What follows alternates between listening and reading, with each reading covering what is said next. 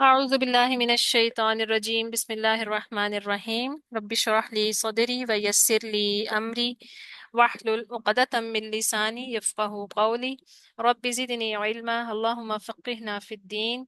اللهم أرنا الحق حقا وارزقنا اتباعه وأرنا الباطل باطلا وارزقنا اجتنابه آمين يا رب العالمين السلام عليكم ورحمة الله وبركاته۔ امید ہے کہ آپ سب دین ایمان اور صحت کی بہترین حالت میں ہوں گے۔ گزشتہ 4 دنوں میں ہم نے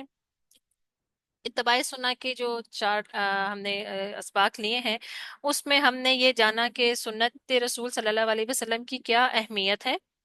اور اس میں ہم نے یہ جانا کہ سنت کو ہم اپنی زندگیوں میں کس طرح سے ڈھال سکتے ہیں، اور پھر ہم نے صحابہ رضی اللہ تعالیٰ اور ائمہ کرام کا بھی ہم نے طرز عمل دیکھا کہ وہ سنت کو کس درجے پر لیتے تھے اور کس طرح سے اس پر عمل کرتے تھے۔ آج ہم سنت کے بارے میں جو مزید جو جانیں گے وہ ہے کہ سنت پر عمل کرنا واجب ہے۔ ان تمام اسباق کو ہم جب اکٹھا کریں جو ہم نے گزشتہ 4 دنوں میں سیکھے ہیں، تو ہم یہ کہہ سکتے ہیں کہ سنت پر عمل کرنا واجب ہے، وجوب العمل بالسنہ۔ اور اس سے پہلے کہ میں آگے بڑھوں، میں یہ واضح کرنا چاہوں گی کہ واجب کا کیا مطلب ہوتا ہے۔ واجب جو ہے اس کا مطلب ہے فرض۔ کچھ علماء نے واجب کو فرض ہی قرار دیا ہے، مگر اکثر علماء جو ہیں کچھ علماء جو ہیں وہ اس کا انکار کرتے ہیں یا اس کو علیحدہ سے کرتے ہیں، لیکن اکثریت جو علماء کی ہے وہ واجب کو فرض ہی قرار دیتی ہے۔ پھر اگر ہم یہ دیکھیں کہ اللہ تعالیٰ کے احکامات کی طرح رسول اللہ صلی اللہ علیہ وسلم کے احکامات بھی واجب الاتباع ہیں، اور ہم نے گزشتہ 4 دنوں میں بھی ہم نے اس چیز کو جانا اور سمجھا۔ مزید ہم اس کے بارے میں تھوڑا سا دیکھتے ہیں کہ اللہ تعالیٰ نے قرآن میں خود اس کا حکم دیا ہے، جیسے کہ سورۃ النساء میں اللہ تعالیٰ نے فرمایا کہ یا ایھا الذین آمنوا اطیعوا اللہ و اطیعوا الرسول، کہ اے ایمان والو اللہ کی اطاعت کرو اور رسول کی اطاعت کرو۔ پھر سورہ آل عمران میں اللہ تعالیٰ نے فرمایا قل ان کنتم تحبون اللہ فاتبعونی یحببکم اللہ ویغفر لکم ذنوبکم، کہ کیا ہے کہ آپ کہہ دیجئے ان کو کہ اگر تم چاہتے ہو کہ اللہ تعالیٰ تم سے محبت کرے تو پھر میرا یعنی نبی صلی اللہ علیہ وسلم کا اتباع کرو، اللہ تعالیٰ تم سے محبت کرے گا اور تمہارے گناہوں کو معاف کر دے گا۔ سورۃ الحشر میں ہم دیکھتے ہیں وما آتاکم الرسول فخذوہ وما نہاکم عنہ فانتہوا، کہ جو اللہ اللہ کے رسول تمہیں دیں، تمہیں پکڑائیں، تمہیں کرنے کا حکم دیں، جو تھامنے کا حکم دیں اس کو پکڑ لو، اور جس چیز سے روکیں اس چیز سے منع ہو جاؤ، اس چیز سے باز رہو۔ یہ دلائل جو ہیں یہ قرآن میں اللہ تعالیٰ نے بتائے ہیں، اور ان کی روشنی میں ہم نے یہ دیکھنا ہے کہ اللہ کے رسول کا جب بھی کوئی حکم آ جائے اس پر عمل کرنا فرض ہے، بالکل اسی طرح جیسا کہ قرآن پر ہم ان کو الگ نہیں کر سکتے۔ ہم یہ نہیں کہہ سکتے کہ اس کی اہمیت نہیں ہے۔ اور ہمارے لیے ایک جو امپورٹنٹ بات جو سمجھنے کی ہے وہ یہ ہے کہ نبی صلی اللہ علیہ وسلم کے دور میں قرآن اور سنت کا منبع ایک ہی تھا، یعنی کہ سورس ایک ہی تھا۔ صحابہ کرام نبی صلی اللہ علیہ وسلم سے ایٹ اے سیم ٹائم قرآن بھی لے رہے تھے، اور سنت کو بھی اس کی بھی پریکٹیکل اپلیکیشن دیکھ رہے تھے، سنت رسول کو بھی وہ اسی لیول پر لے رہے تھے اور قرآن کو بھی اسی لیول پر لے رہے تھے۔ تو صحابہ جو تھے انہوں نے اس میں کوئی تفریق نہیں رکھی ہوئی تھی، وہ نبی صلی اللہ علیہ وسلم کے عمل کو بھی اسی طرح فالو کرتے تھے اور قرآن کو بھی لیتے تھے۔ تو ہمارے لیے یہ ہے کہ ہمارے سامنے کیونکہ اس دور میں ہمارے پاس نبی صلی اللہ علیہ وسلم ذاتی طور پہ موجود نہیں ہے، تو ہمیں سنت کو علیحدہ سے اسٹڈی کرنا پڑتا ہے اور قرآن کو ہم علیحدہ سے اسٹڈی کرتے ہیں، لیکن ہمیں یہ چیز واضح ہونی چاہیے کہ سنت جو ہے جس طرح قرآن اللہ تعالیٰ نے نبی صلی اللہ علیہ وسلم کو دیا ہے، نبی صلی اللہ علیہ وسلم کے ذریعے لوگوں کو پہنچایا ہے، تو نبی صلی اللہ علیہ وسلم کا عمل بھی لوگوں تک پہنچایا گیا ہے، اور اس کی ہمیں جو دلیلیں ہیں ہمیں وہ سنت رسول صلی اللہ علیہ وسلم سے ملتی ہے۔ تو جب ہم آیت کو اہمیت دیں گے تو سنت رسول صلی اللہ علیہ وسلم کو بھی خود بخود اہمیت دیں گے، جس میں ہمیں آیات میں ایک دفعہ نہیں کئی دفعہ یہ آیات آئی ہیں کہ اطیعوا اللہ و اطیعوا الرسول۔ اگر ہم سنت رسول صلی اللہ علیہ وسلم کو اہمیت نہیں دے رہے تو پھر اس کا مطلب ہے کہ ہم آیت کو ہی اہمیت نہیں دے رہے۔ صحیح مسلم میں حدیث آتی ہے ابو ہریرہ رضی اللہ عنہ سے کہ وہ کہتے ہیں کہ رسول اللہ صلی اللہ علیہ وسلم نے ہمیں خطبہ دیا اور فرمایا، لوگوں تم پر یقیناً حج فرض کیا گیا ہے، لہٰذا حج کرو۔ ایک آدمی نے کہا، کیا ہر سال اے اللہ کے رسول صلی اللہ علیہ وسلم؟ آپ صلی اللہ علیہ وسلم خاموش رہے، حتیٰ کہ اس نے یہ جملہ 3 بار دہرایا۔ تو رسول اللہ صلی اللہ علیہ وسلم نے فرمایا، اگر میں کہہ دیتا ہاں تو واجب ہو جاتا اور تم اس کی طاقت نہ رکھتے۔ پھر آپ صلی اللہ علیہ وسلم نے فرمایا، تم مجھے اسی بات پر رہنے دیا کرو جس پر میں تمہیں چھوڑ دوں۔ تم سے پہلے لوگ ہلاک ہوئے کثرت سوال اور اپنے انبیاء سے زیادہ اختلاف کی بنا پر۔ جب میں تمہیں کسی چیز کا حکم دوں تو بقدر استطاعت اسے کرو، اور جب کسی چیز سے منع کروں اسے چھوڑ دو۔ تو اس حدیث میں بھی نبی صلی اللہ علیہ وسلم کیا فرما رہے ہیں کہ اگر میں کہتا ہاں تو یہ فرض ہو جاتا، یعنی آپ صلی اللہ علیہ وسلم کو اللہ تعالیٰ نے یہ اتھارٹی دی ہوئی تھی۔ تو بجائے اس کے کہ ہم حجت بازی کریں اور بحث کریں، جو ہمیں اس میں سے سمجھ آتا ہے ہم اس کو کر لیں اور ہم اس کو لے لیں۔ موسیٰ علیہ السلام کی قوم کی طرح نہ ہوں جنہوں نے گائے کے ذبح کرنے کے اوپر بے وجہ کے سوالات جو تھے وہ شروع کر دیے تھے، اور پھر اس میں پھنستے گئے اور اپنے اوپر احکامات جو تھے وہ سخت سے سخت کرتے گئے۔ اور ہمیں ان لوگوں کی طرح نہیں بننا کہ جو یہ کہتے ہیں کہ یہ سنت کا طریقہ جو ہے وہ اگر ہم اس پر سنت پر عمل نہ بھی کریں تو اس سے کیا فرق پڑتا ہے۔ تو ہمیں یہ جاننا چاہیے کہ یہ اللہ کا حکم ہے۔ سید بن معلہ کہتے ہیں کہ میں مسجد میں نماز میں مشغول تھا تو رسول اللہ صلی اللہ علیہ وسلم نے مجھے بلایا، اس لیے میں نے کوئی جواب نہیں دیا۔ وہ اس ٹائم پر نفل نماز پڑھ رہے ہوں گے کیونکہ فرض نماز تو نبی صلی اللہ علیہ وسلم کے پیچھے پڑھی جاتی تھی۔ تو پھر وہ کہتے ہیں کہ پھر میں بعد میں نے عرض کیا، یا رسول اللہ میں نماز پڑھ رہا تھا اس لیے آپ کی خدمت میں حاضر نہیں ہو سکا۔ اس پر آپ صلی اللہ علیہ وسلم نے فرمایا، کیا اللہ نے تمہیں حکم نہیں فرمایا؟ اور آپ نے قرآن کی آیت پڑھی، استجیبوا للہ وللرسول اذا دعاکم، فوراً لبیک کہا کرو اللہ اور اس کے رسول کی پکار پر جب تمہیں پکاریں۔ تو مراد یہ ہے کہ تم نماز پڑھ رہے تھے اور یہ نفل نماز تھی، ظاہر ہے نبی صلی اللہ علیہ وسلم کے پیچھے تو باجماعت نماز پڑھی جاتی تھی، وہ نہیں تھی۔ تو نماز پڑھے تھے تو جب نبی صلی اللہ علیہ وسلم نے پکارا، انہوں نے بلایا، تو ان کا جواب دینا فرض ہے۔ اس کے مقابلے میں وہ سنت جو وہ وہاں پر ادا کر رہے تھے وہ غیر اہم ہو جاتی ہے، نبی صلی اللہ علیہ وسلم کا پکارنا زیادہ اہم ہو جاتا ہے۔ اور اگر ہم یہ دیکھیں کہ آج کے دور میں ہم اس پر کیسے عمل کریں گے، یعنی کہ اللہ کے رسول کا اگر کوئی حکم ہمیں پتہ چلتا ہے، ہاں، اور ہم ایسے مشاغل میں مصروف ہیں یا ہم ایسے کام کرتے ہیں جو اس کے مخالف ہیں یا غیر ضروری ہیں، تو ہمیں وہ چھوڑ کے اللہ کے رسول کا حکم ماننا ہے۔ پھر یہ ہے کہ رسول اللہ صلی اللہ علیہ وسلم کی اطاعت اللہ کی اطاعت ہے، اور رسول اللہ صلی اللہ علیہ وسلم کی نافرمانی اللہ کی نافرمانی ہے۔ اور جابر رضی اللہ عنہ سے یہ حدیث آتی ہے، تھوڑی لمبی حدیث ہے، اس کا میں آپ کو مفہوم بتا دیتی ہوں کہ نبی صلی اللہ علیہ وسلم سوئے ہوئے تھے اور آپ صلی اللہ علیہ وسلم کے پاس 2 فرشتے جبرائیل علیہ السلام اور میکائیل علیہ السلام آ کر بیٹھے، اور انہوں نے باتیں کرنا، آپس میں بات چیت شروع کر دی۔ ان میں سے ایک نے کہا کہ یہ سو رہے ہیں، دوسرے نے کہا کہ آنکھ سو رہی ہے اور دل بیدار ہے۔ پھر انہوں نے کہا کہ ان کی مثال اس شخص جیسی ہے جس نے ایک گھر بنایا اور وہاں کھانے کی دعوت کی اور بلانے والے کو بھیجا۔ پس جس نے بلانے والے کی دعوت قبول کر لی وہ گھر میں داخل ہو گیا اور دسترخوان سے کھایا، اور جس نے بلانے والے کی دعوت قبول نہیں کی وہ گھر میں داخل نہیں ہوا اور دسترخوان سے کھانا نہیں کھایا۔ پھر انہوں نے کہا کہ اس کی تفسیر بیان کرو۔ تو انہوں نے جب تفسیر بیان کی تو انہوں نے کہا کہ گھر جو ہے وہ جنت ہے اور بلانے والے محمد صلی اللہ علیہ وسلم ہے، بس جو ان کی اطاعت کرے گا وہ اللہ کی اطاعت کرے گا، اور جو ان کی نافرمانی کرے گا وہ اللہ کی نافرمانی کرے گا۔ اور محمد صلی اللہ علیہ وسلم اچھے اور برے لوگوں کے درمیان فرق کرنے والے ہیں۔ تو نبی صلی اللہ علیہ وسلم فرماتے تھے کہ میری آنکھیں تو سوتی ہیں مگر میرا دل نہیں سوتا، میرا دل جاگ رہا ہوتا ہے۔ مراد یہ کہ کوئی شیطانی حملے خواب کی صورت میں بھی مجھ پر نہیں آتے، میں محفوظ ہوں۔ دوسرا مطلب یہ ہے کہ جب بھی میں کوئی خواب دیکھتا ہوں تو وہ سچا خواب ہے۔ اسی طرح ایک اور دلیل ہمارے پاس آتی ہے، سورۃ البقرہ میں آتی ہے، سورۃ البقرہ کی آیت نمبر 4 میں آتی ہے نا، والذین یؤمنون بما انزل الیک وما انزل من قبلک۔ یہ جو اس میں ما کا جو لفظ استعمال ہوا ہے نا، بما انزل، کہ جو کچھ بھی اتارا گیا، تو یہ دراصل میں کیا ہے کہ جو کچھ بھی آپ کی طرف اتارا گیا، یعنی اس سے مراد صرف قرآن نہیں ہے،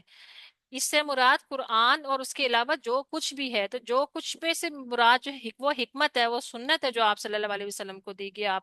جو آپ کو بتائی گئی۔ تو ورنہ تو یہاں پر قرآن کی بات کی جا سکتی تھی، مگر قرآن کا لفظ استعمال نہیں کیا گیا، کہا گیا جو کچھ بھی اتارا گیا۔ پھر ہمارے پاس ایک اور حدیث جو آتی ہے، اور یہ حدیث ہم پہلے لیسن میں بھی پڑھ چکے ہیں، لیکن یہاں پر ہم اس کو ایک اور نظر سے دیکھیں گے۔ مقدام بن معدی کرب سے روایت ہے، رسول اللہ صلی اللہ علیہ وسلم نے فرمایا، اور وہ یہ کہتے ہیں، الا انی اوتیت الکتاب و مثلہ معہ، کہ سنو میں بے شک دیا گیا ہوں کتاب بھی اور اس جیسا بھی اس کے ساتھ۔ اور یہ کتنی امپورٹنٹ بات ہے۔ اور پھر اس کے بعد کیا ہے، کہتے ہیں کہ قریب ہے کہ ایک آسودہ حال آدمی ٹیک لگائے ہوئے تکیے پر، اور وہ کہے گا اس قرآن کو لازم پکڑو، جو کچھ تم اس میں پاؤ حلال بس اسی کو حلال سمجھو، جو کچھ اس میں حرام پاؤ بس اسی کو حرام سمجھو۔ خبردار، حلال نہیں تمہارے لیے پالتو گدھے کا گوشت، اور نہ کسی نوکیلے دانت والے درندے کا، اور نہ تمہارے لیے کسی ذمہ کی پڑی ہوئی چیز کا۔ تو یہاں پر جو خاص طور کے اوپر جو بات کی گئی ہے کہ پالتو گدھا جو ہے اس کو نبی صلی اللہ علیہ وسلم نے حرام کیا۔ اس کا ذکر ہمیں قرآن میں نہیں ملتا، آپ صلی اللہ علیہ وسلم فرماتے ہیں کہ میں کہہ رہا ہوں کہ پالتو گدھا، اور اس میں الفاظ جو استعمال ہوئے ہیں الحمار الاہلی، یعنی پالتو گدھا، جنگلی گدھا جو ہے وہ نہیں حرام، وہ حرام نہیں ہے، پالتو گدھے کی بات کی گئی ہے۔ اور پھر اس روایت میں رسول اللہ صلی اللہ علیہ وسلم نے شروع میں ہی ایک خصوصی طور پر کہا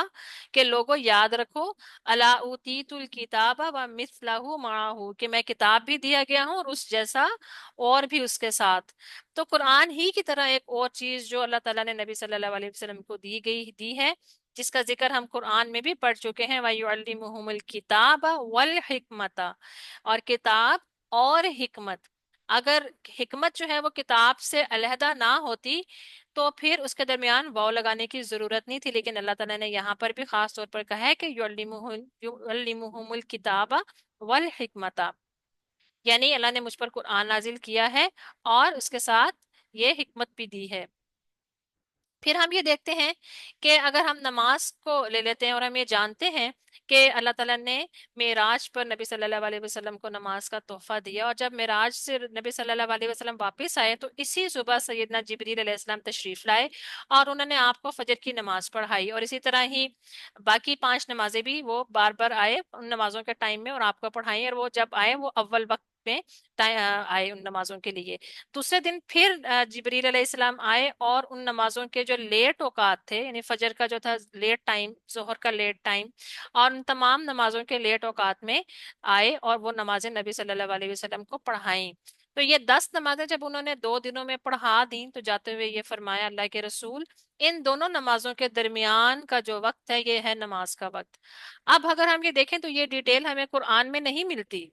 مگر حدیث میں ملتی ہے، اور اگر ہم صرف قرآن کو ہی نمازوں کے لیے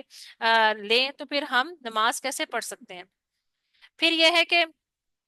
اللہ تعالیٰ نے آپ کو وحی کے ذریعے سمجھایا جبریل امین کو بھیج کے، تو یہ ہے وہ چیز جس کو آپ فرماتے ہیں وَمِثْلَهُ مَعَهُ، یعنی کتاب کے ساتھ، قرآن کے ساتھ مجھے اس جیسی اور بھی چیز دی گئی۔ پھر یہ ہے کہ ہم یہ دیکھتے ہیں کہ جب تحویل قبلہ کا بھی جب موقع آیا تھا، اور اس میں جب آیات بھی جب نازل ہوئی تھیں، تو اس پر کہا گیا تھا کہ جس پر وہ پہلے تھے،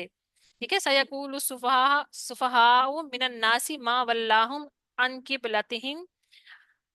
الَّتِي كَانُوا عَلَيْهَا، کہ وہ جس پر پہلے تھے۔ تو یہ اللہ تعالیٰ کی طرف سے تائید ہے، اللہ تعالیٰ نے غلط نہیں کہا تھا، کیونکہ صحابہ کے ذہنوں میں یہ سوال آیا تھا پھر کہ ہم نے جو نمازیں جو ہیں وہ بیت المقدس کی طرف جو منہ پڑھ کر کے پڑھی ہیں، کیا وہ قبول ہوئی بھی ہیں کہ نہیں؟ تو قبلہ جو تھا وہ اب بدل گیا تھا، اور اللہ تعالیٰ نے کہا تھا کہ وہ نمازیں ضائع نہیں ہوئیں۔ تو نبی صلی اللہ علیہ وسلم کو اللہ تعالیٰ نے خصوصی طور کے اوپر قرآن کے ذریعے حکم تو نہیں دیا تھا کہ وہ بیت المقدس کی طرف منہ کر کے نماز پڑھیں، لیکن نبی صلی اللہ علیہ وسلم جب مدینہ گئے تھے تو انہوں نے وہیں پر اپنا رخ کر کے نماز پڑھی تھی۔ پھر جب پہلی وحی آئی ہے اور خدیجہ رضی اللہ تعالیٰ کے پاس آپ صلی اللہ علیہ وسلم آئے ہیں اور اس موقع پر کہا ہے،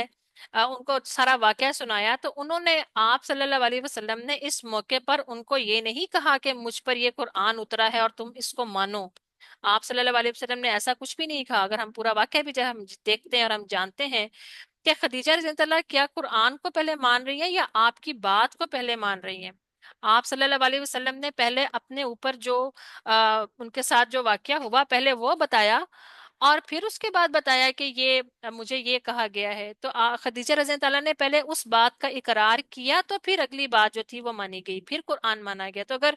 بندہ قرآن مانتا ہے اور کہتا ہے کہ میں قرآن کو مانتا ہوں اور آپ کی بات کو نہیں مانتا، تو پھر اس کا مطلب ہے کہ وہ قرآن بھی نہیں مان رہا ہے، کیونکہ اس سے پہلے جو بات کہی گئی ہے وہ تو نبی صلی اللہ علیہ وسلم خود کہہ رہے ہیں کہ اپنی زبان سے بتا رہے ہیں، تو وہ بھی بات نہیں پھر مانی گئی. پھر اس کے بعد ہم یہ دیکھتے ہیں کہ شریعت میں سنت رسول صلی اللہ علیہ وسلم اور کتاب اللہ کے احکامات ایک ہی درجہ رکھتے ہیں. اور یہ ایک ہمارے پاس ایک لمبی حدیث ہے جس کا جو ہے میں آپ کے سامنے اس کا مفہوم بیان کر دیتی ہوں. کہ ایک آدمی جو تھا وہ دیہاتی، وہ نبی صلی اللہ علیہ وسلم کی خدمت میں جو تھا وہ حاضر ہوا، اور اس کے ساتھ ایک اور بھی آدمی تھا، اور انہوں نے کہا کہ ہمارا فیصلہ جو ہے یا رسول اللہ کتاب اللہ کے حکم کے مطابق کریں. تو آپ صلی اللہ علیہ وسلم نے جب ان کی بات سنی تو معلوم یہ ہوا کہ ایک آدمی جو وہاں پر موجود تھا، اس کا بیٹا دوسرے آدمی کے گھر ملازمت کرتا تھا، اور اس نے اس کی بیوی کے ساتھ زنا کیا. اب جب یہ سارا کام ہو گیا تو اس کے بعد وہ انصاف لینے آیا، تو اس شخص کو کسی نے کہا کہ اس کو 200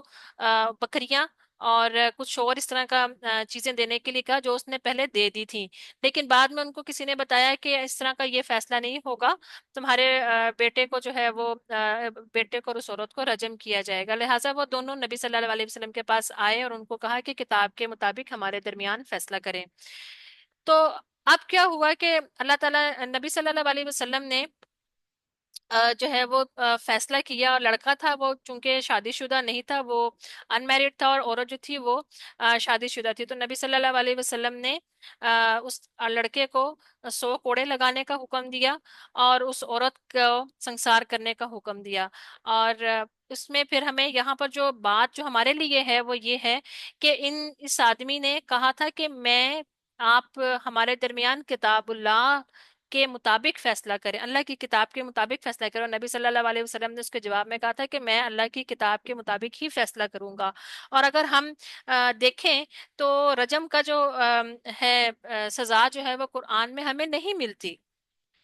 اور ہمیں یہ معلوم ہے کہ یہ سزا جو تھی یہ ناسخ و منسوخ ہے. یہ آیت منسوخ ہو گئی تھی مگر یہ حکم باقی رہا تھا. لیکن ابھی پریزنٹلی جب ہم دیکھتے ہیں تو ہمیں وہ آیت نظر تو نہیں آتی قرآن میں، مگر اس کا حکم باقی ہے. اور وہ نبی صلی اللہ علیہ وسلم نے اپنے اس فیصلے سے اس کو بتایا کہ یہ کتاب اللہ کے مطابق ہی میں فیصلہ کروں گا. تو آپ صلی اللہ علیہ وسلم نے خود فیصلہ کیا اور کتاب اللہ کے مطابق فیصلہ کیا. پھر اس کے بعد ہم یہ دیکھتے ہیں کہ گمراہی سے بچنے کے لیے کتاب اللہ اور سنت دونوں کی پیروی کا حکم ہے. اور اس میں ہمارے پاس بڑی امپورٹنٹ حدیث آتی ہے، لیکن اس کا پہلا حصہ جو ہے وہ ہم اکثر اس سے واقف نہیں ہیں. تو آج ہم اس کو شروع سے سن لیتے ہیں کہ سیدنا ابن عباس جس طرح سے روایت ہے کہ رسول اللہ صلی اللہ علیہ وسلم نے حجۃ الوداع کے موقع پر فرمایا کہ شیطان مایوس ہو چکا، تمہاری زمین یعنی مکہ مدینہ سے اس کی عبادت نہیں کی جائے گی، مگر اس بات پر خوش ہو گیا کہ اس کا کہنا مانا جائے گا. شرک کے علاوہ جنہیں تم معمولی سمجھتے ہو اپنے اعمال میں سے خبردار رہو شیطان سے. اے انسانوں بے شک سنو، میں تمہارے درمیان وہ چیز چھوڑے جا رہا ہوں، جب تک تم اسے مضبوطی سے تھامے رکھو گے تو تم کبھی گمراہ نہیں ہوگے. اور وہ کیا ہے؟ اللہ کی کتاب اور اس کے نبی کی سنت. تو ہم اس اس کے حدیث کے دوسرے حصے سے ہم بخوبی واقف ہیں، لیکن میں پہلے حصے کا عموماً پتہ نہیں چلتا. اور پھر اسی طرح ایک اور حدیث میں بھی ابو ہریرہ رضی اللہ عنہ سے آتا ہے کہ میں تمہارے درمیان دو ایسی چیزیں چھوڑے جا رہا ہوں، اگر ان پر عمل کرو گے تو ہرگز گمراہ نہیں ہوگے، ایک اللہ کی کتاب اور دوسری میری سنت. تو جو عمل سنت رسول صلی اللہ علیہ وسلم کے مطابق نہیں ہوگا وہ اللہ کے ہاں قبول بھی نہیں ہوگا. اس میں ہمیں سورۃ النساء میں پتہ چلتا ہے کہ جو شخص باوجود راہ ہدایت کے واضح ہو جانے کے بعد بھی رسول کے خلاف کرے اور تمام مومنوں کی راہ چھوڑ کر چلے تو ہم اسے ادھر ہی متوجہ کر دیں گے جدھر وہ خود متوجہ ہوا، اور دوزخ میں ڈال دیں گے، اور وہ پہنچنے کی بری جگہ ہے. پھر عائشہ رضی اللہ عنہا فرماتی ہیں کہ رسول اللہ صلی اللہ علیہ وسلم نے فرمایا جس نے خود سے کوئی نکالی کوئی بات ہمارے دین میں، کوئی ایسی چیز جو اس میں نہیں تھی، تو وہ رد ہے، یعنی کہ اس کو اس کا کوئی اسٹیٹس ہی نہیں ہے، وہ مانی ہی نہیں جائے گی۔ پھر یہ کہ جب دینی مسائل میں نبی صلی اللہ علیہ وسلم بذریعہ وہی ان کی رہنمائی کی جاتی تھی، جس میں اطاعت اللہ کا بھی کے حکم کی طرح ہی اس میں واجب ہے جو ہمارے لیے، تو اس میں کچھ آپ کے سامنے کچھ مثالیں، جس میں سے شاید کہ کچھ مثالیں ہم پہلے بیان کر چکے ہیں، لیکن ہم تھوڑا سا فردن فردن اس کو دیکھ لیتے ہیں کہ آپ صلی اللہ علیہ وسلم جو کچھ بھی فرماتے تھے وہ وحی کے ذریعے ہی فرماتے تھے، اپنی طرف سے نہیں بولتے تھے۔ یہ اللہ تعالیٰ خود قرآن میں فرماتے ہیں سورۃ النجم میں کہ وما ينطق عن الهوى ان هو الا وحی یوحى، کہ آپ صلی اللہ علیہ وسلم اپنی خواہش سے باتیں نہیں کرتے، اپنی مرضی کے فیصلے نہیں سناتے رہتے، آپ جو بتاتے ہیں وہ دراصل وہی الہی پر ہی مبنی ہوتا ہے، اور جہاں کہیں کوئی کمی بیشی ہو وہاں اللہ تعالیٰ فوراً مداخلت کرتے ہیں۔ اس لیے آپ کی اطاعت بھی بالکل اسی طرح ہے جیسے اللہ کی اطاعت ہے۔ بسا اوقات جب وہی نہیں آتی تھی، آپ صلی اللہ علیہ وسلم نے خود سے فیصلہ فرما دیا، تو اکثر کسی میں وہی کے آنے پر اگر اس کی اصلاح ہوتی تو آپ صلی اللہ علیہ وسلم اپنے فیصلے کو بھی بدل دیتے ہیں۔ مثلا ایک واقعہ آتا ہے کہ ایک خاتون آپ کے پاس اپنے شوہر کی شکایت لے کر آئیں کہ میرے شوہر نے مجھ کو مارا ہے، تو وہی تم نے پوچھا کہ مجھے کیا کرنا چاہیے، تو وہی الہی میں تو اور قرآن میں اس کا کوئی حکم نہیں تھا، آپ صلی اللہ علیہ وسلم نے انصاف کے تقاضے کے تحت فیصلہ دیا اور کہا کہ جاؤ تم بھی بدلہ لے لو، تم بھی مار سکتی ہو۔ لیکن ابھی وہ عورت جا ہی نہ پائی تھی کہ وہیں سے اس کی تردید آ گئی اور اس کو روک دیا گیا۔ آپ صلی اللہ علیہ وسلم نے فرمایا اردنا شیئا و اراد اللہ شیئا آخر، ہم نے ایک چیز چاہی اور اللہ نے ایک چیز چاہی، جو اللہ نے چاہا وہی اصل حکم ہے، تم اپنے شوہر کو مارو گی نہیں، مارنے سے روک دیا۔ اور ایسی کئی اور مثالیں بھی ہمیں ملتی ہیں جس میں آپ صلی اللہ علیہ وسلم نے کسی ایک شخص کو ایک کام کا حکم دیا، لیکن وہی الہی میں اس کی تردید آ گئی اور آپ نے اس کو روک دیا۔ اس کی وجہ یہ ہے کہ آپ براہ راست اللہ تعالیٰ کی نگرانی میں کام کر رہے تھے، جو کچھ بھی لوگوں کو سکھا رہے تھے اللہ کے حکم سے سکھا رہے تھے۔ مثلا ایک جب غزوہ احد ہوئی تھی اور آپ صلی اللہ علیہ وسلم کا چہرہ مبارک اور شہید دانت بھی شہید ہو گئے تھے، چہرہ مبارک بھی بہت شدید زخمی ہو گیا تھا اور چہرے سے خون بھی بہ رہا تھا، تو آپ صلی اللہ علیہ وسلم نے اس وقت ایک بات فرمائی تھی کہ وہ قوم کیسے فلاح پا سکتی ہے جو اپنے نبی کو زخمی کر دے۔ تو قرآن میں سورہ آل عمران میں اللہ تعالیٰ نے کیا کہا، 128 میں آتا ہے کہ یعنی فیصلہ آپ نہیں کریں گے، وہ تو اللہ کرے گا، چاہے ان کو معاف کر دے یا عذاب دے۔ تو پھر ہم یہ دیکھتے ہیں کہ اس کے بعد بہت سے لوگ اس میں سے مسلمان ہوئے تھے، جس میں سے خالد بن ولید جو ہیں وہ بھی انہی میں سے تھے۔ قرآن میں سورہ نوح علیہ السلام کے بارے میں بھی اللہ تعالیٰ فرماتے ہیں وَاصْنَعِ الْفُلْكَ بِأَعْيُنِنَا وَوَحْيِنَا، کہ کشتی بناؤ ہماری نگاہوں کے سامنے اور ہماری وحی کے مطابق۔ اور جب موسیٰ علیہ السلام اور ہارون علیہ السلام جو ہیں جب وہ جاتے ہیں فرعون کی پاس، جب اللہ تعالیٰ ان سے کہتے ہیں کہ فرعون کے پاس جاؤ اور وہ ساری بات، اور پھر وہ فرماتے ہیں، اللہ تعالیٰ کہتے ہیں کہ قال لا تخافا اننی معکما اسمع و ارى، میں سن بھی رہا ہوں اور میں دیکھ بھی رہا ہوں، میری تائید تمہارے ساتھ ہے۔ اس سے ہمیں کیا پتہ چلتا ہے کہ پیغمبر جو ہوتے ہیں وہ براہ راست اللہ کی نگرانی میں ہوتے ہیں، ہر انسان اللہ کی نگاہ میں ہے، لیکن پیغمبروں کا عمل خاص طور پر اللہ کی نگاہ میں اس طرح سے ہے کہ اس میں اگر کمی بیشی ہو جاتی ہے تو ساتھ ہی اصلاح ہو جاتی ہے، یعنی ساتھ ساتھ ہی بتا کر ان کی اصلاح کر دی جاتی ہے یا پہلے سے ہی تیار کر دیا جاتا ہے۔ ہمارا کیا معاملہ ہے، اگر ہم سے کوئی غلطی ہو جائے تو ہمیں اکثر پتہ نہیں چلتا کہ ہم نے کہاں غلطی کی اور کہاں نہیں کی، اور ہمارا پھر معاملہ جو ہوتا ہے وہ آخرت تک مخفی ہے۔ لیکن پیغمبر کیونکہ وہ سب لوگوں کے لیے رہنما ہوتے ہیں، اور اللہ تعالیٰ نے خود حکم دیا ہے نا لَقَدْ كَانَ لَكُمْ فِي رَسُولِ اللَّهِ أُسْوَةٌ حَسَنَةٌ، تو اس وجہ سے جب ان کی زندگی کو بہترین نمونہ بنایا ہے تو پھر یہ ضروری ہے کہ ان کے اعمال کی، ان کے کاموں کی براہ راست جو ہے وہ نگرانی کی جائے۔ اس طرح ہمیں ایک اور بھی ہمیں اس میں واقعہ پتہ چلتا ہے جس میں اللہ تعالیٰ نے فوراً اصلاح کی، اور وہ یہ تھی کہ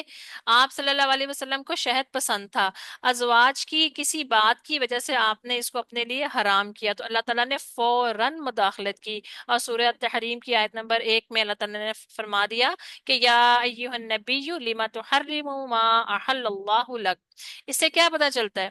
کہ نبی صلی اللہ علیہ وسلم اپنی مرضی سے کسی چیز کو حرام نہیں قرار دیتے تھے،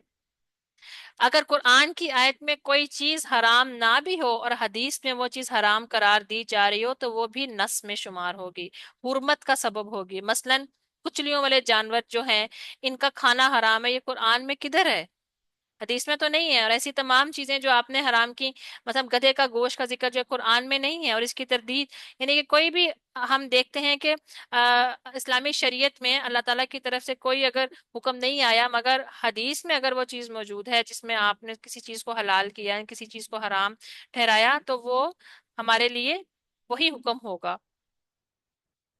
پھر ہم یہ دیکھتے ہیں نبی صلی اللہ علیہ وسلم کو سورۃ الاعراف آیت نمبر 157 میں جو اللہ تعالیٰ نے ان کے کام بتائے تھے، اس میں سے کام کیا تھے کہ یأمرہم بالمعروف، وہ ان کو نیکی کا حکم دیتا ہے، وینہاہم عن المنکر، وہ برائی سے روکتا ہے، یعنی یہ آپ کے فرائض میں سے تھا۔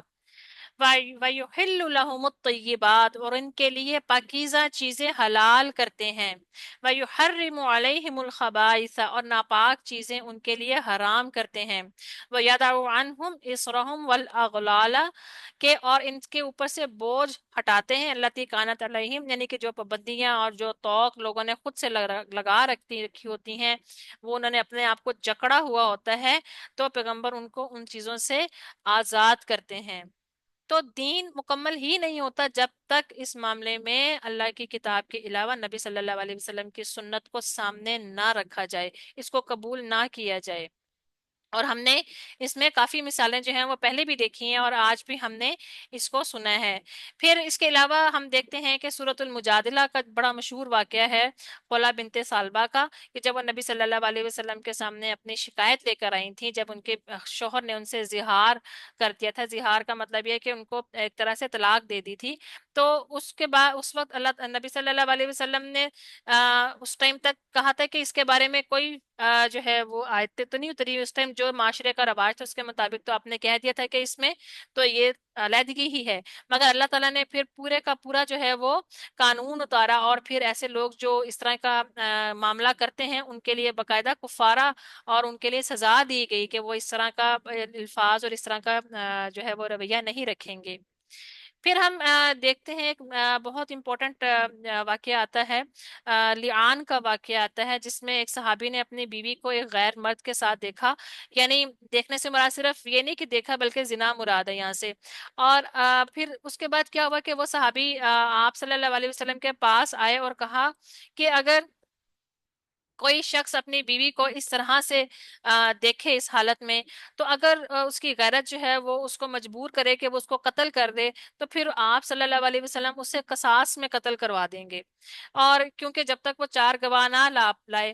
تو کوئی شخص سزا نہیں دلوا سکتا، اور قانون کو اپنے ہاتھ میں بھی نہیں لے سکتا۔ دوسروں کے معاملے میں تو انسان خاموش ہو سکتا ہے، مگر اب اس کی اپنی بیوی کا معاملہ ہے تو وہ قانون کا تقاضا جو ہے پورا نہیں کرتا، تو بیوی کے معاملے میں کون صبر کر سکتا ہے؟ تو وہ یہ والا معاملہ جو تھا وہ لے کر آئے، کیونکہ زنا کے لیے چار گواہیاں جو تھی وہ ضروری تھیں، اور چار گواہیاں تو ان کے پاس تھی نہیں، لیکن انہوں نے اپنی آنکھوں سے دیکھا تھا۔ تو اب اس صورت میں پھر کیا ہوا کہ اللہ تعالیٰ نے پھر سورہ نور میں جو ہے لعان یعنی لعنت، لعنت سے ہے لعان، یعنی ایک دوسرے پر لعنت کرنا، اس کا پورا جو قانون تھا وہ اللہ تعالیٰ نے پھر اتارا۔ یعنی کہ اس میں جو ہے وہ پورا ایک آیات کے اندر نا اس کا پورا لکھا ہوا ہے، طریقہ لکھا ہوا ہے کہ کس طرح سے دونوں میاں بیوی علیحدہ علیحدہ سے قسمیں کھائیں گے، اور پھر اس کے بعد جو ہے چوتھی قسم کے اوپر چار دفعہ یہ قسمیں کھائیں گے، اور پانچویں پر پھر کہیں گے کہ اگر میں جھوٹا ہوں تو میرے پر اللہ کی لعنت ہو۔ تو جب یہ سارا واقعہ ہو گیا تو اب قرآن نے یہاں تک ہی صرف بات کی ہے کہ بس انہوں نے قسم کھائی اور آخر میں انہوں نے یہ کہہ دیا، قرآن نے صرف یہاں تک بات کی ہے، اس سے آگے نہیں بتایا قرآن نے۔ تو اس کے بعد وہ شوہر اور بیوی اکٹھے رہیں گے کہ یا نہیں رہیں گے، وہ کس نے بتایا؟ وہ رسول اللہ صلی اللہ علیہ وسلم نے بتایا، اور رسول اللہ صلی اللہ علیہ وسلم نے دونوں کے درمیان تفریق کرا دی۔ یہی اس حدیث کے آخر میں آ رہا ہے، اور تب سے یہی سنت جاری ہے کہ لعان کرنے والے میاں بیوی میں جدائی کرائی جائے گی۔ اگر اب آپ سنت کو ہٹا دیں اور نہ مانیں تو آپ صرف قرآن سے کیسے فیصلہ کریں گے؟ صرف قرآن اس کے اندر تو کافی نہیں ہوگا، یعنی کہ قرآن میں تو صرف قسموں کا ہی بتایا، اس کے بعد کیا معاملہ ہوگا وہ تو نہیں بتایا۔ اور پھر ہم اس میں دیکھتے ہیں کہ حدیث میں بھی جو ہے صحابی نے بھی جو ہے وہ پھر وہیں پر کھڑے کھڑے جو تھے اپنی عورت کو جو تھی وہ طلاق دے دی تھی، کیونکہ اس نے کہا تھا کہ اگر میں اس طرح سے اس کو پھر لے جاؤں گا تو اس کا مطلب کیا ہوگا کہ یہ سچی ہے اور میں جھوٹا ہوں۔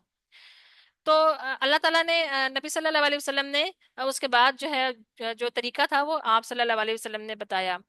پھر ہم دیکھتے ہیں کہ اسی طرح ہی نبی صلی اللہ علیہ وسلم سے یہود جو ہیں وہ مختلف سوالات کیا کرتے تھے، اور ایک دفعہ اسی طرح ہی رسول اللہ صلی اللہ علیہ وسلم، عبداللہ بن مسعود جو تھے وہ بھی رسول اللہ صلی اللہ علیہ وسلم کے ساتھ تھے، اور آپ صلی اللہ علیہ وسلم کسی کھیت میں درخت کے ساتھ ٹیک لگائے بیٹھے ہوئے تھے، اور کچھ یہودی جو تھے وہاں سے گزرے، اور انہوں نے آپس میں کچھ مشورہ کیا اور کہا کہ نبی صلی اللہ علیہ وسلم سے ان سے کوئی جو ہے نا بات ہم پوچھتے ہیں، اور وہ اس طرح کے سوال جو تھے وہ کرتے تھے۔ تو خیر وہ یہودی آئے، اور اس میں سے ایک یہودی نے جو ہے وہ نبی صلی اللہ علیہ وسلم سے پوچھا کہ اور اس نے سوال جو کیا وہ روح کے بارے میں پوچھا، کہ روح کے بارے میں وہ جاننا چاہتے ہیں کہ روح کیا ہے۔ تو نبی صلی اللہ علیہ وسلم تھوڑی دیر کے لیے خاموش ہو گئے، ان کی بات کا کوئی جواب نہیں آیا۔ تو عبداللہ بن مسعود کہتے ہیں کہ میں سمجھ گیا اس وقت کہ وہی اتر رہی ہے، اس لیے میں وہی کھڑا رہا۔ جب وہی ختم ہوئی تو آپ صلی اللہ علیہ وسلم نے اس آیت کی بھی تلاوت فرمائی کہ بس وَيَسْأَلُونَكَ عَنِ الرُّوحِ قُلِ الرُّوحُ مِنْ أَمْرِ رَبِّي وَمَا أُوتِيتُم مِّنَ الْعِلْمِ إِلَّا قَلِيلًا، کہ اور یہ کہ آپ سے روح کے بارے میں سوال کرتے ہیں اور آپ کہہ دیں کہ روح میرے پروردگار کے حکم سے ہے اور تمہیں تو علم ہی اس کا تھوڑا دیا گیا ہے۔ اب ہم تھوڑا سا بدعت کے بارے میں جان لیتے ہیں۔ ہم نے یہ سمجھ لیا اور جان لیا کہ سنت جو ہے اس کی کیا اہمیت ہے، اور سنت جو ہے وہ واجب ہے، اس پر عمل کرنا واجب ہے۔ اور ہم کیونکہ اس تاریخی حقیقت کو جب جانتے ہیں کہ نبی صلی اللہ علیہ وسلم سے صحابہ ایٹ سیم ٹائم سنت اور قرآن اکٹھا لے رہے تھے، تو اس وجہ سے ہمیں یہ حقیقت مزید واضح ہو جاتی ہے، اور ہمارے لیے اس کو سمجھنا مشکل نہیں ہوتا کہ وہ آپ صلی اللہ علیہ وسلم کو پریکٹیکلی دیکھ رہے تھے، آپ کا اتباع بھی کر رہے تھے، اطاعت بھی کر رہے تھے، اور آپ سے قرآن بھی لے رہے تھے۔ تو اب ہم بدعت کو تھوڑا سمجھتے ہیں کہ بدعت کیا ہے، کہ بدعت کے بارے میں بھی کافی چیزیں جو ہیں ہمارے معاشرے میں رائج بھی ہیں، اور اس کو اس طرح سمجھا بھی نہیں جاتا۔ بدعت جو ہے وہ کہتے ہیں کسی بھی نئی چیز کو، اور یہ با دال عین سے نکلا ہے، بدعا یعنی کوئی چیز ایجاد کرنا۔ اللہ تعالیٰ کے لیے قرآن میں آتا ہے بدیع السماوات والارض، کہ نئے سرے سے پیدا کرنے والا آسمان و زمین کو، یعنی کچھ بھی نہیں تھا، زیرو تھا، کچھ بھی نہیں، زیرو بھی نہیں تھا، کچھ بھی نہیں تھا، اور اس نے یہ ساری چیزیں، یہ زمین و آسمان جو ہیں وہ بنا دیے، پیدا کر دیے۔ تو حدیث کی ٹرمینالوجی میں ہم جب بدعت کو استعمال کرتے ہیں تو وہ سنت کے اگینسٹ آتا ہے۔ پھر یہاں پر ہم دیکھتے ہیں کہ حدیث میں دیکھتے ہیں کہ آتا ہے کہ فَإِنَّ خَيْرَ الْحَدِيثِ کتاب اللہ، بلا شبہ بہترین حدیث کلام اللہ یعنی اللہ کی کتاب ہے۔ وَخَيْرُ الْحَدِي ہدی ہدی ہدی محمد، اور زندگی کا بہترین طریقہ محمد صلی اللہ علیہ وسلم کا طریقہ۔ وَشَرُّ الْأُمُورِ مُحَدَّثَتُهَا، کہ اور بدترین کام وہ جو خود نکالے گئے ہوں۔ وَكُلُّ بِدْعَةٍ ضَلَالَةٍ، اور ہر نیا کام جو ہے وہ گمراہی، اور ہر گمراہی آگ تک لے جاتی ہے۔ اب ایک ہمارے جو اکثر لوگ جو ہیں بدعت کے بارے میں کہتے ہیں کہ ایک بدعت اچھی ہوتی ہے اور ایک بدعت بری ہوتی ہے، تو جو اچھی بدعت ہے اس کو کرنے میں کوئی مذائقہ نہیں ہے، اور وہ اس کے لیے یہ لفظ استعمال کرتے ہیں بدعت حسنہ اور بدعت سیئہ، یعنی کہ اچھی بدعت اور بری بدعت۔ اور وہ پھر اس کی دلیل جو دیتے ہیں وہ عمر رضی اللہ کی دیتے ہیں، جب انہوں نے تراویح پڑھتے ہوئے لوگوں کو دیکھا تو انہوں نے کہا تھا ھذا بدعۃ حسنہ۔ تو اب اس کی کیا ہمارے پاس اس کی ہسٹری کیا ہے، اس میں تھوڑا سا ہم اگر اس کی بیک گراؤنڈ کو سمجھ لیں تو ہماری ذرا یہ بات سمجھنی آسان ہو جائے گی کہ جو تراویح تھی وہ نبی صلی اللہ علیہ وسلم نے اپنے زندگی کا جو آخری رمضان تھا اس کے آخری عشرے کی طاق راتوں میں آپ نے 21ویں یا 23ویں رات کو عشاء کی نماز کے بعد لوگوں کو پہلی تراویح پڑھانے شروع کی اور قیام لمبا کیا، یعنی کتنا لمبا ہوا کہ تقریباً آدھی رات ہوگی۔ اس کے بعد اگلی طاق رات کو پھر آپ صلی اللہ علیہ وسلم نے تراویح پڑھائی، اور لوگ جو تھے وہ پہلے سے زیادہ تھے اور تھوڑی سی تاخیر کر کے پڑھائی، اور پھر جو تھی مسجد بھی کافی بھری ہوئی تھی، اور جو نماز کا جو ٹائم تھا وہ بھی کافی آدھی رات سے بھی زیادہ ٹائم گزر گیا۔ اور پھر اس کے بعد اگلی طاق رات جب آئی تو پھر آپ صلی اللہ علیہ وسلم نے عشاء کی نماز کو تھوڑا سا لیٹ پڑھا، اور مسجد جو تھی وہ بہت زیادہ بھری ہوئی تھی کہ لوگ باہر تک جمع ہو گئے ہوئے تھے۔ اور اس کے بعد آپ صلی اللہ علیہ وسلم نے جب تراویح پڑھائی تو یہ اتنی لمبی پڑھائی کہ صحابہ کہتے ہیں کہ ہمیں سحری کے فوت ہونے کا ڈر ہو گیا کہ کہیں آج ہماری سحری نہ رہ جائے۔ تو آپ صلی اللہ علیہ وسلم نے یہ 3 راتیں جو ہے نا یہ آپ نے تراویحیں پڑھائی ہیں۔ جب اگلی طاق رات آئی تو نبی صلی اللہ علیہ وسلم عشاء پڑھ کے گھر میں چلے گئے۔ صحابہ آ گئے، ادھر رش ہو گیا، وہ انتظار کرتے رہے، بیٹھے رہے۔ آخر میں نبی صلی اللہ علیہ وسلم سے عرض کی گئی اللہ کے رسول آپ نماز پڑھائیں، تو آپ صلی اللہ علیہ وسلم باہر تشریف لائے اور صحابہ کو فرمایا کہ میں نماز نہیں پڑھاؤں گا، تم گھر واپس چلے جاؤ۔ تو وہ کہنے لگے کہ وہ کیوں؟ تو آپ صلی اللہ علیہ وسلم نے فرمایا مجھے اس بات کا ڈر لگ گیا ہے، خشیت ان یفرض علیکم، کہ تمہارے اس شوق کو دیکھ کے کہیں اللہ تعالیٰ اس نماز کو تم پر فرض نہ کر دے، کہ پہلی 5 نمازیں ہیں اور امت پہ بڑی مشکل ہو جائے گی اگر یہ بھی فرض ہوگی، اس لیے واپس چلے جاؤ، میں نے نہیں پڑھانی۔ تو صحابہ واپس چلے گئے، اور پھر اگلے سال رمضان سے پہلے نبی صلی اللہ علیہ وسلم فوت ہو گئے۔ ابو بکر رضی اللہ کا دور آیا اور عمر رضی اللہ کا دور آیا۔ جب عمر رضی اللہ خلیفہ بنے تو انہوں نے دیکھا کہ رمضان میں مسجد میں لوگ الگ الگ چھوٹی چھوٹی سی ٹولیاں بنا کر نماز تراویح پڑھ رہے ہیں۔ تو انہوں نے ایک بات سوچی کہ نبی صلی اللہ علیہ وسلم نے یہ شروع کرائی تھی اور پھر آپ نے بند صرف اس لیے کرائی تھی کہ کہیں یہ فرض نہ ہو جائے، تو اب ہمارے دور میں تو یہ فرض نہیں ہو سکتی کیونکہ وحی کا سلسلہ ختم ہو گیا، لہٰذا ہم اس چیز کو تو کر سکتے ہیں جو نبی صلی اللہ علیہ وسلم نے کی تھی۔ تو انہوں نے اس چیز کو ذہن میں رکھ کر انہوں نے صحابہ کو فرمایا کہ الگ الگ جو تم لوگ پڑھ رہے ہو تو کیوں نہیں ایک مسجد میں ایک لیڈ کر لیں اور ایک میں دوسری لیڈ کر لیں۔ تو لہذا تمیم الداری اور کعب بن مالک کو انہوں نے ایک کو مسجد نبوی میں اور ایک کو مسجد قباء یا کسی دوسری مسجد میں ان کو کہا کہ وہاں پر جا کر آپ پریئر کو لیڈ کریں، اور لوگوں کو کہا کہ ان کے پیچھے باجماعت اپنے نماز پڑھ لو۔ جب وہ پڑھ رہے تھے اس موقع پر عمر رضی اللہ تعالیٰ نے یہ الفاظ فرمائے تھے جو کہا تھا نا ہادہ بدعت حسنہ، کہ یہ بہت اچھی بدعت ہے، یعنی کہ یہ نئی چیز نہیں تھی جو کہ ختم ہو گئی تھی، بلکہ یہ ایک وہ سنت تھی جس کو اس کے بعد موقع نہیں ملا پرسو کرنے کا، اور نبی صلی اللہ علیہ وسلم نے اپنی زندگی میں اس لیے نہیں کرائی کہ وہ فرض ہو جانی تھی، تو اس وجہ سے آپ عمر رضی اللہ نے اس کو شروع کیا اور اس ٹائم یہ کیا، یہ الفاظ بولے۔ اور اس کے علاوہ اور بھی بہت سارا پروپیگنڈا کیا جاتا ہے، جیسا کہ فجر کی اذان میں کہا جاتا ہے کہ الصلاۃ خیر من النوم کے الفاظ عمر رضی اللہ نے ایڈ کروائے تھے، ایسا کوئی مسئلہ نہیں ہے، یہ سب باتیں غلط ہیں۔ حدیث میں آتا ہے کہ اللہ تعالیٰ کے رسول نے خود صحابی سے فرمایا کہ فجر کی اذان میں یہ 2 جملے ایڈ کرو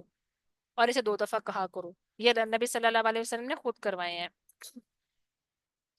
پھر یہ ہے کہ بدعتی کی توبہ قبول نہیں ہوتی، اور ہمارے پاس حدیث آتی ہے انس بن مالک سے کہ اللہ تعالیٰ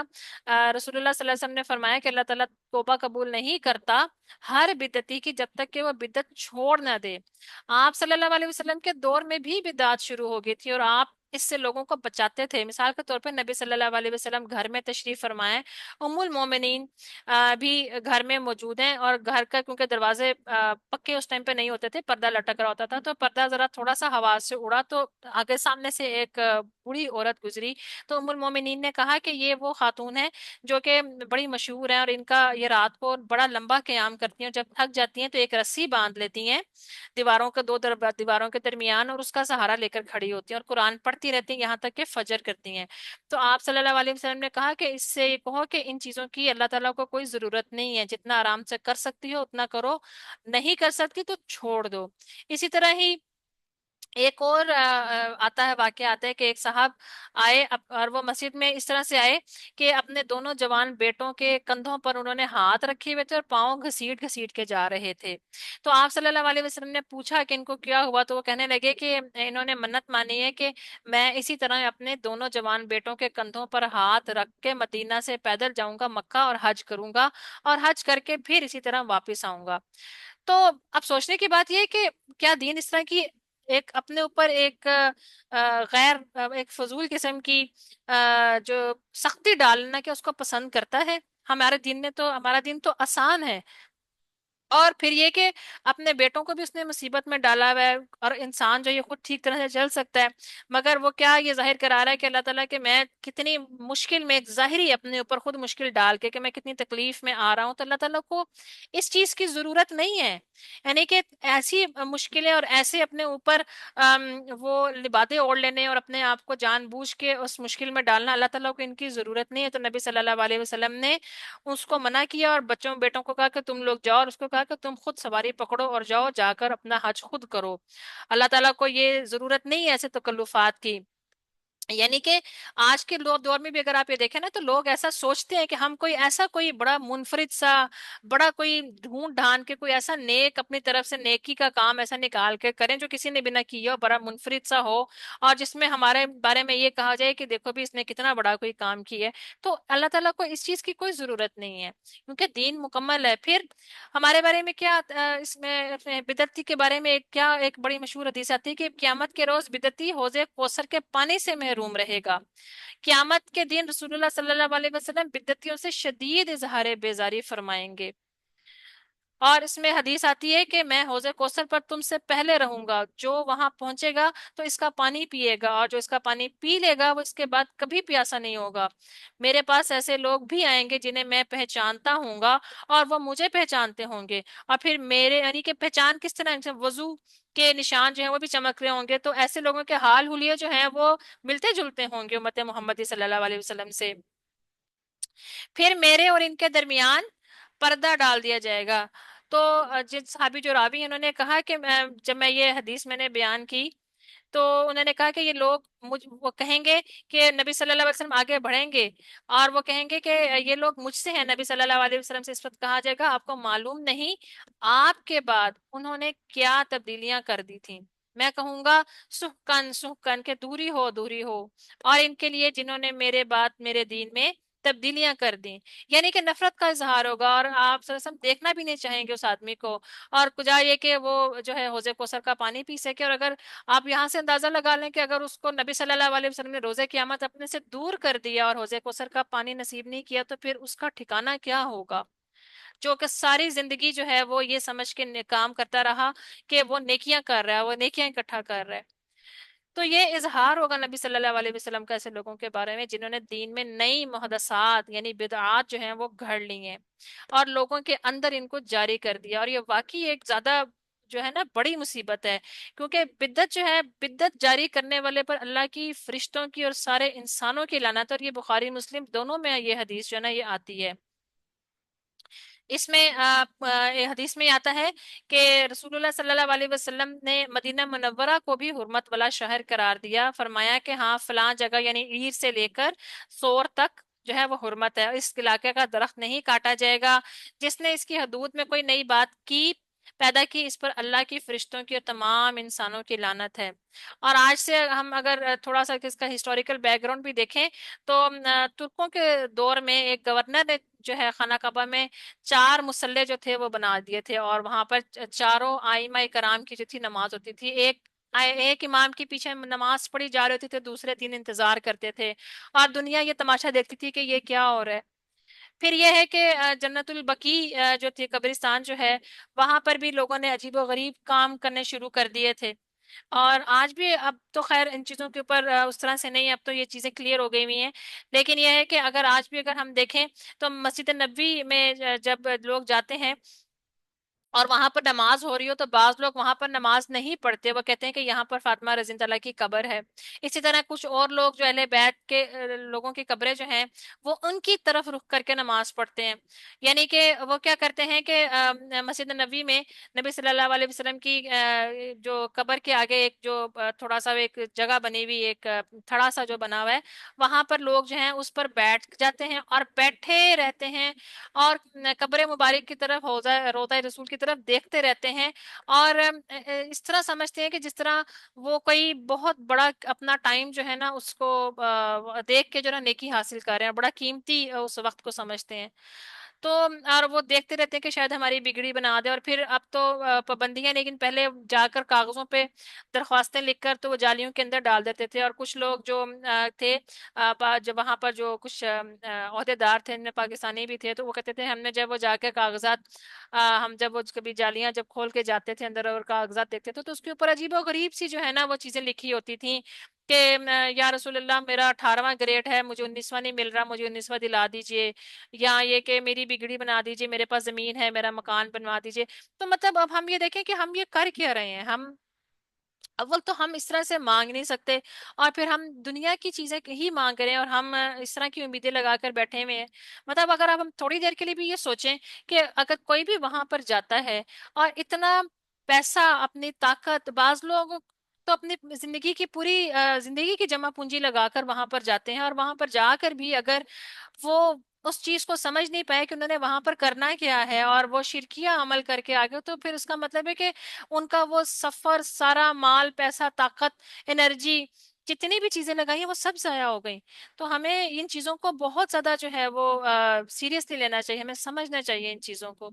بدعت رائج کرنے والے پر اپنے گناہ کے علاوہ ان تمام لوگوں کے گناہوں کا بوجھ بھی ہوگا جو اس بدعت پر عمل کرتا ہے، کیونکہ اگر اصالِ ثواب ہے تو اصالِ گناہ بھی ہے۔ اگر کسی نے کوئی غلط چیز جو ہوگی وہ ایجاد کی ہوگی اور دوسرے لوگ اس کو پیروی کریں گے، تو اس گناہ والی چیز سے، اس برائی والی چیز سے اس کو بھی حصہ ملے گا جس نے یہ شروع میں جو تھی وہ ایجاد کی تھی۔ یعنی کہ ایک ہدن ہے اور ایک ضلالہ ہے۔ ہدن جو ہے وہ ہدایت کا راستہ ہے،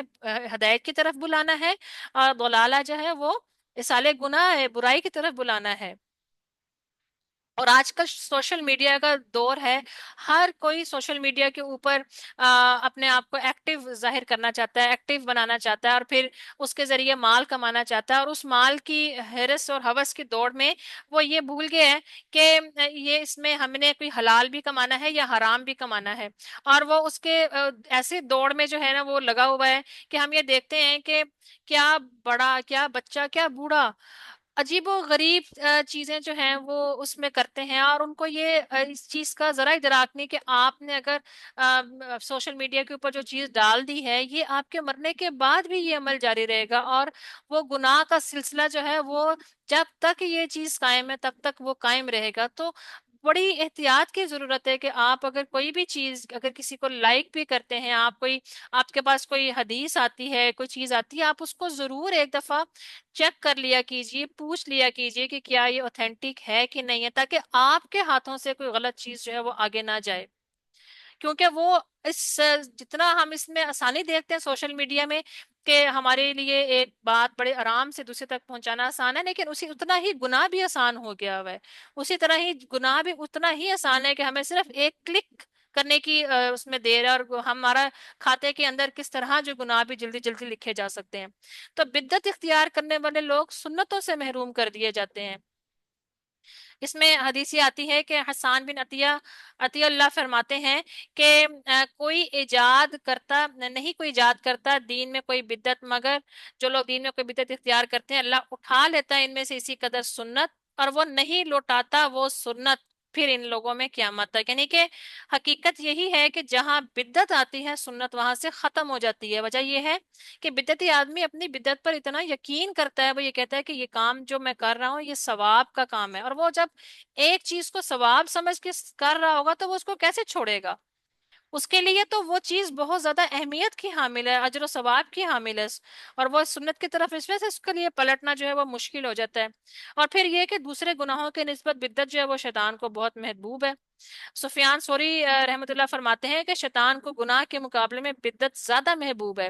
کیونکہ وہ گناہ سے توبہ تو کر لی جاتی ہے، کبھی نہ کبھی انسان خود بھی آ جاتا ہے، اللہ تعالیٰ اس کو موقع دے دیتا ہے، مگر بدعت سے تو بہت مشکل ہوتی ہے توبہ کرنا، کیونکہ بدعت چونکہ حاصل ہی ثواب حاصل کرنے کی نیت سے کی جاتی ہے، تو اسی لیے بدعتی سے توبہ کرنے کے بارے میں کبھی سوچتا ہی نہیں ہے۔ اس کا جو ہے مطلب بنیادی عقیدہ جو ہے اگر وہ صحیح ہوگا تو وہ سوچے گا، اگر اس کو اس نے کچھ، اس کو اللہ تعالیٰ نے کوئی دکھا دی کوئی چیز، اس کو سمجھ آ گئی، ورنہ عمومی طور کے اوپر تو جب ان کے سامنے بات کی جاتی ہے تو وہ اس چیز کو مانتے ہی نہیں ہے۔ تو شیطان کو تو اس بات پر بڑی خوشی ہوتی ہے کہ یہ اچھا ہے کہ یہ پہلے اکیلا گناہ کرتا تھا، اب اس کا اثر دوسروں پر بھی پڑے گا، اب یہ اپنے ساتھ اور بہت سارے لوگوں کو لے آئے گا۔ تو حقیقت یہ ہے کہ بدعتی لوگوں میں اگر آپ دیکھ لیں وہ سمجھیں گے کہ اس سے بڑھ کر نیکی کوئی ہے ہی نہیں، اور बिदअतियों में सुन्नत जो होगी वो उसको मामूली हैसियत देंगे, उसकी वैल्यू ही नहीं होगी। वो सब लोग, सब मुसलमान होने के नाते से अगर हम ये सोचें कि हमारा जो अमल है अल्लाह के लिए है, अल्लाह ने हमारे इस अमल को देखना है, इसको वजन देना है, जो नबी सल्लल्लाहु अलैहि वसल्लम के कहे के मुताबिक होगा इसी को वजन देना, इसी को वजन देना है, वरना जो उनके मुताबिक नहीं है उसको वजन नहीं देना। सैयदना अली रज़ी अल्लाह तआला एक दफा ईदगाह तशरीफ लाए और ईद की नमाज पढ़ाने के लिए जब ईदगाह की तरफ जाने लगे तो देखा कि वहां पर, और वो आप रज़ी अल्लाह उस टाइम खलीफा वक्त थे, जब आप मुसल्ले पर आगे बढ़े तो क्या देखते हैं कि मुसल्ले के करीब एक बूढ़ा आदमी 2 रकत नमाज पढ़ रहा है। तो सैयदना अली रज़ी अल्लाह तआला ने इंतजार किया कि ये सलाम फेर दें फिर मैं इनसे बात करूंगा। फिर उसके बाद जब उन्होंने सलाम फेरा तो सैयदना अली रज़ी अल्लाह ने इनसे फरमाया कि बुजुर्गो, आपने ये कौन सी 2 रकतें पढ़ी हैं? वो कहने लगे बस मैं ऐसे ही फारिग बैठा हुआ था तो मैंने कहा चलो मैं पढ़ लूं। तो उन्होंने कहा फारिग बैठने की वजह से किसी को ये इजाजत नहीं है कि ईद वाले दिन वो 2 नफल पढ़े, तकबीरात कहनी होती हैं, तो आपको तकबीरात कहनी चाहिए थी, आप तकबीरात कहते। तो उसने कहा कि मैंने वक्त का इस्तेमाल किया है, 2 रकतें पढ़ ली हैं। तो सैयदना अली रज़ी अल्लाह ने फरमाया कि आपके इल्म में है कि अल्लाह के रसूल सल्लल्लाहु अलैहि वसल्लम ने फरमाया कि ईद के मैदान में जब बंदा पहुंचे तो वहां सिवाय इन 2 नवाफिल के जो इमाम के साथ ये शुक्राने के जो ईद की नमाज जो पढ़ी जाती है और कोई नमाज ना पढ़े। वो कहने लगे हाँ मुझे पता है। तो आपने फरमाया फिर क्यों पढ़ी आपने? तो बजाय इसके कि अब वो शख्स जो है अपनी इस गलती का एतराफ कर लेते और कहते कि मैं आइंदा नहीं करूंगा, उन्होंने जवाब में क्या कहा, कोई बात नहीं, अल्लाह मुझे इन 2 नफलों के पढ़ने की वजह से कोई अजाब थोड़ी देगा।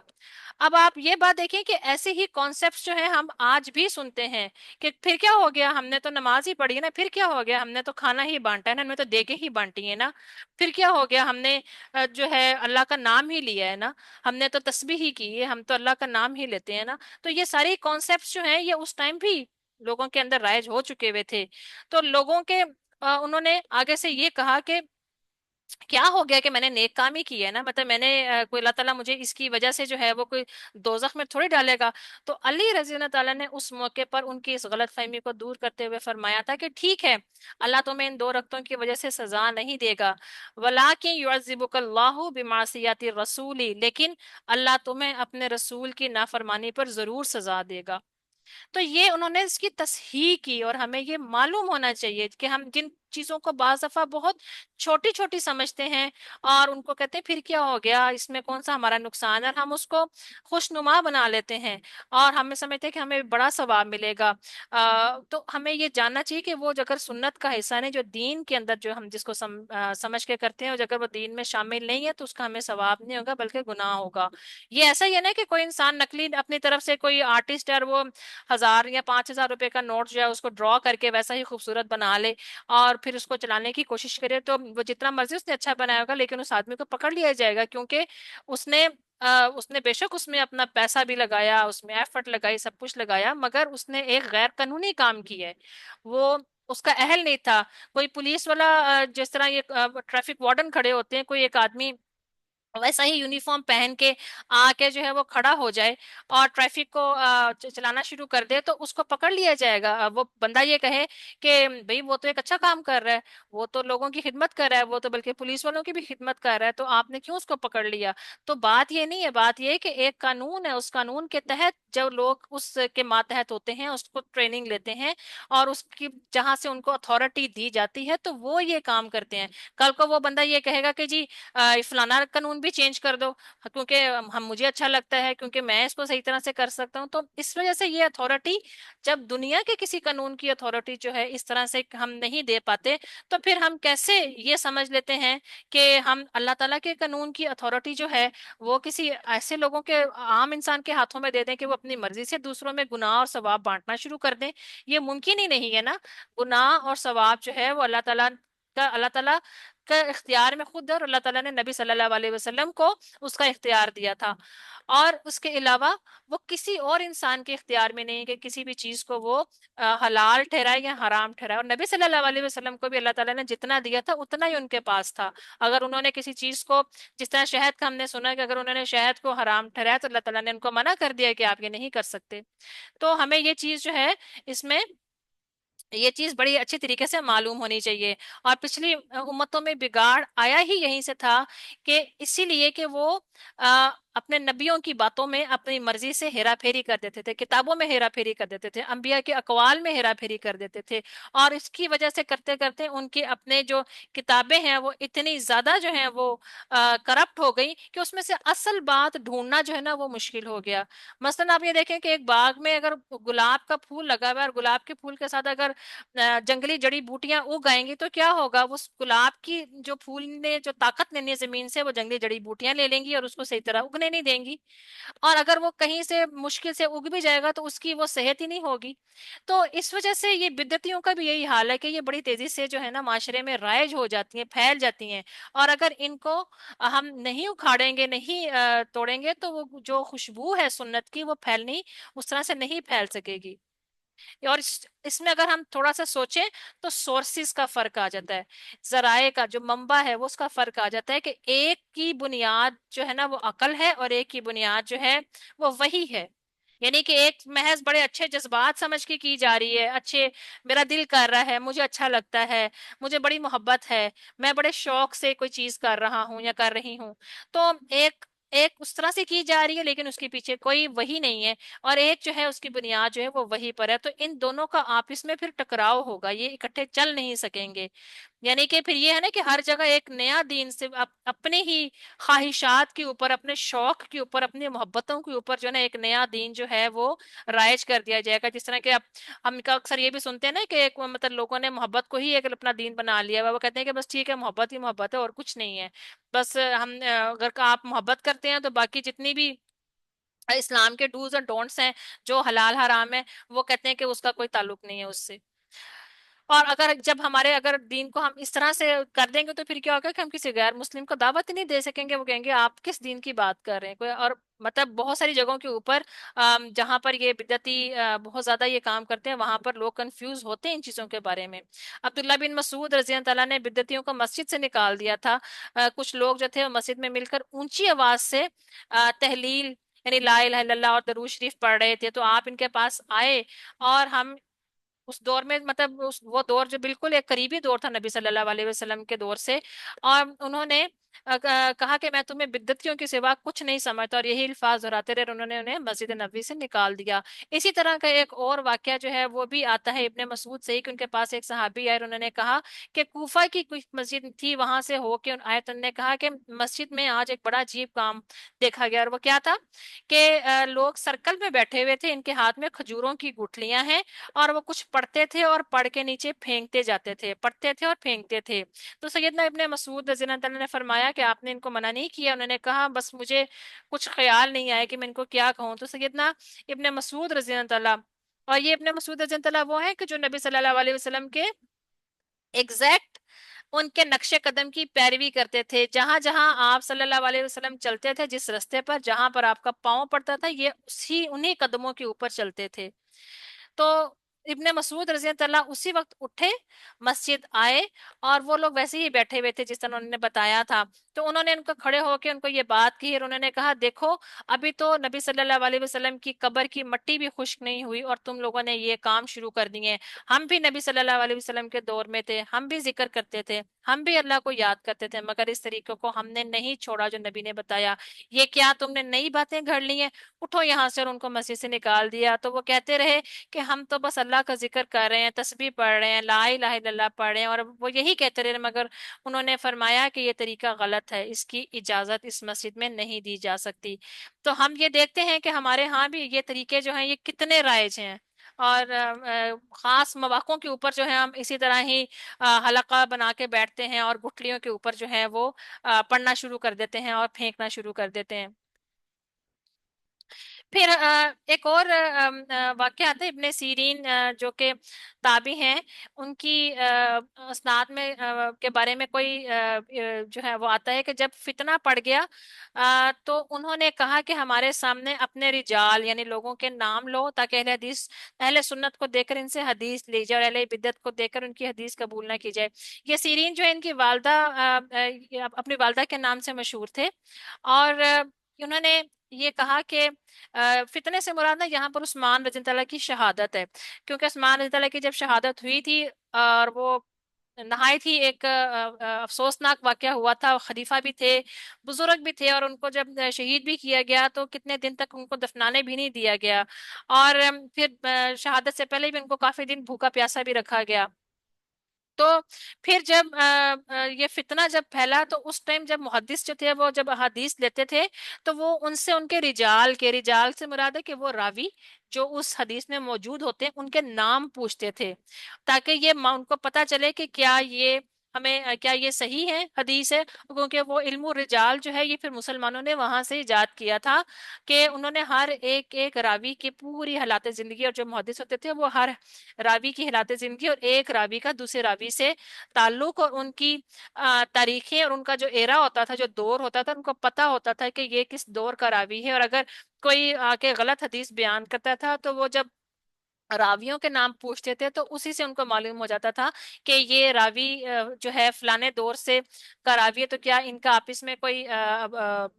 बातचीत हुई भी होगी या कोई मेल मुलाकात हुई भी होगी कि नहीं हुई होगी। तो उनको वो वहां से उसको बड़े आराम से ये पहचान लेते थे कि ये हदीस जो है, ये शख्स जो है ये सही बयान कर भी रहा है कि नहीं कर रहा। फिर